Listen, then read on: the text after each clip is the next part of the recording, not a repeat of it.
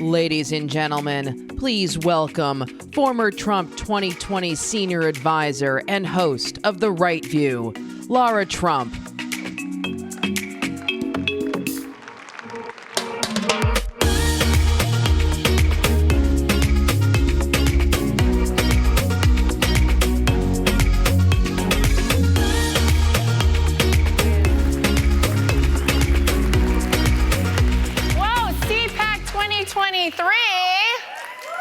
We got any Patriots in the house today?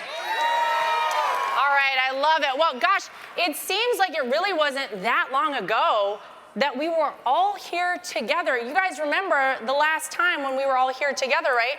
The economy was soaring, jobs were plentiful, we had the lowest unemployment in American history. We had trade deals with Mexico, with Canada, and with China. We had peace agreements in the Middle East, 2 meetings with Kim Jong-un of North Korea to denuclearize the Korean Peninsula. Our military was strong, our border was strong, and America's future never looked brighter. But how quickly it all changed, right? Who would have thought that just a couple years later, man, we would be where we are right now? The truth is, under Donald Trump's leadership, America was great.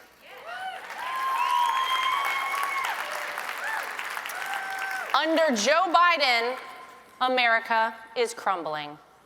It's absolutely sad to see in every possible way. And we see it in so many spaces in our lives, whether it's the sky-high grocery bills that never seem to come down, whether it's pain at the gas pump, being repeatedly embarrassed on the world stage by not just the president, but the vice president as well, our dangerously open southern border, or perhaps most concerning to a lot of us, the woke ideology that permeates every facet of our society, including and especially in schools and our children. Now, the Democrat Party once claimed to be the party of women. Where are the ladies at here today? They tried to say they were for us, for women, mothers and daughters. Today, it is undeniably clear that there is no stronger party for women, children, and the future of America than the Republican Party, ladies and gentlemen. But you don't have to take my word for it. Just look at the Democrats and their actions. They continue to diminish what it actually means to be a woman in every possible way they can. They want to allow men to compete against women in sports. And as much as I hate to say it, men are biologically different than women, and men, you got an advantage on the women. It is not fair for any man to compete against a woman in the sports arena, period. They're 100% okay with young girls mutilating themselves beyond repair to push their sick agenda. And perhaps most offensive to anyone who has earned the title of mother, and ladies, we earn that title, do we not? They want to take that away too and call us a birthing person. I can't think of anything more offensive to moms. It's so outrageous. What happens if you raise the most basic concerns? Of course, you're labeled a bigot, you are canceled, you are called a problem, and they do everything they can to destroy your reputation.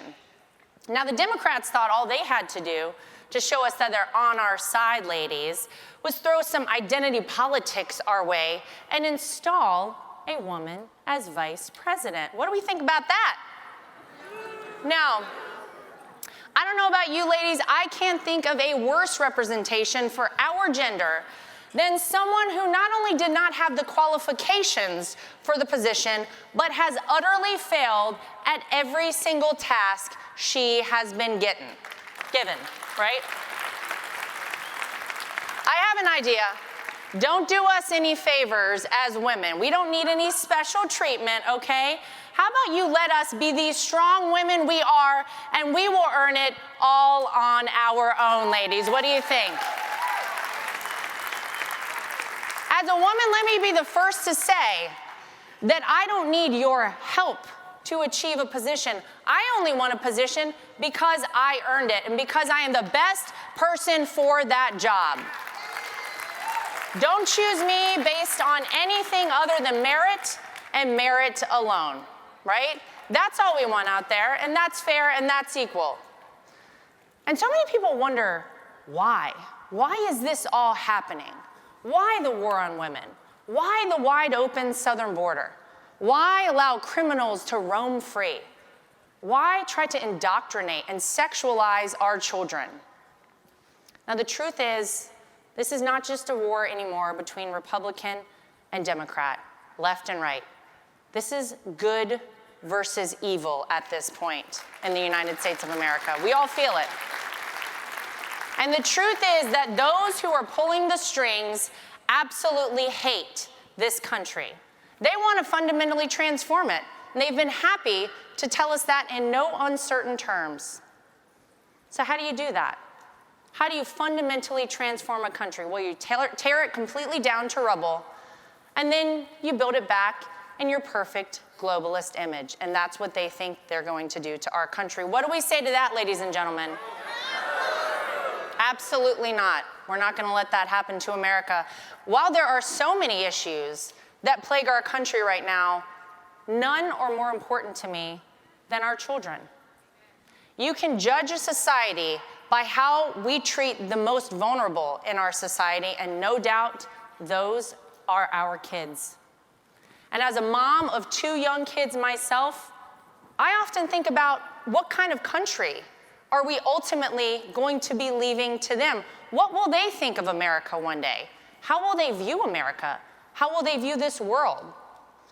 And whether it's critical race theory, woke ideology that permeates every nook and crevice of our society, or an educational system failing at even ensuring that our students meet the most basic standards of reading and math. Man, do we have some work cut out for us here in America.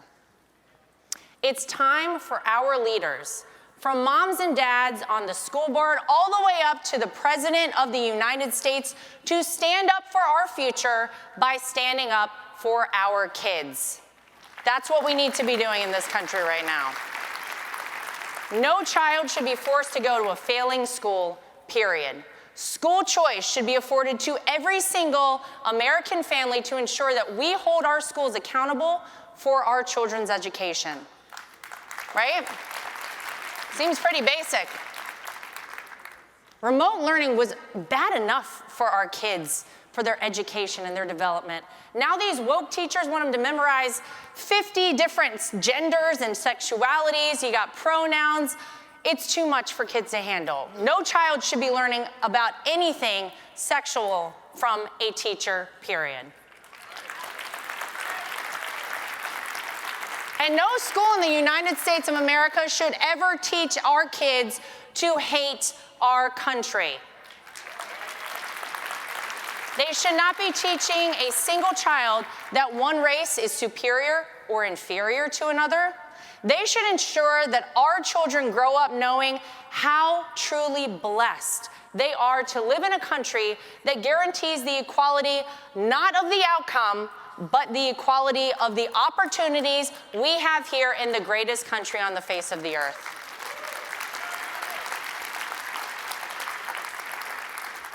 I gotta tell you guys, it's been quite a ride for our family.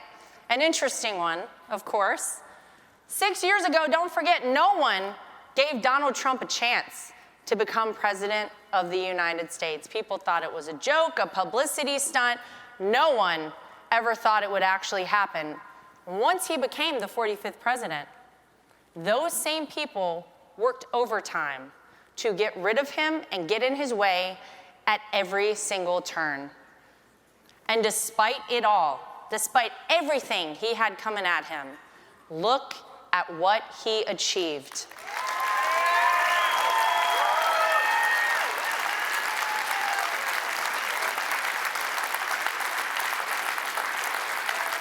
And don't forget, look at what they took away from all of us, right? because we would not be in the situations we are right now in the United States of America with Donald J. Trump as president. We all know that. And 2020, I think, was tough. That was a tough time. Tough to have a guy who campaigned out of his basement, who had the mainstream media bolstering him at every possible turn, and a guy who inspired absolutely zero people declared the 46th president of the United States. I don't think anybody in this room was pretty pleased with that. But a wise man once said, sometimes by losing a battle, you find a new way to win the war. Now that wise man, of course, was my father-in-law, the 45th president of the United States, Donald J. Trump.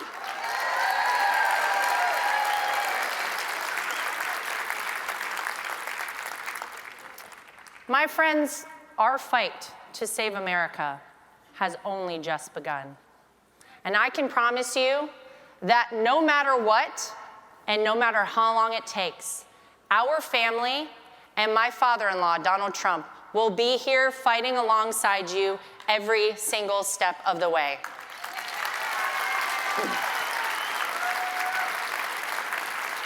Now, I don't know about you guys here, but 2024 cannot come soon enough. Are we ready to get Joe Biden out of the White House, ladies and gentlemen? Are we ready to take back the Senate in 2024?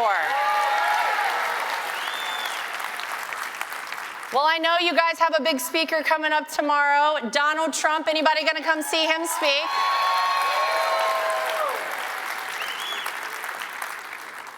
I can't think of anybody better to be the 45th and the 47th president of the United States than my father-in-law, Donald J. Trump. Anybody want to see that happen in this room? All right. Ladies and gentlemen, we are in this fight with you every single step of the way. He will see you here tomorrow, and we will see you in 2024 when we win one more time. Let's go do it, guys. Thank you so much.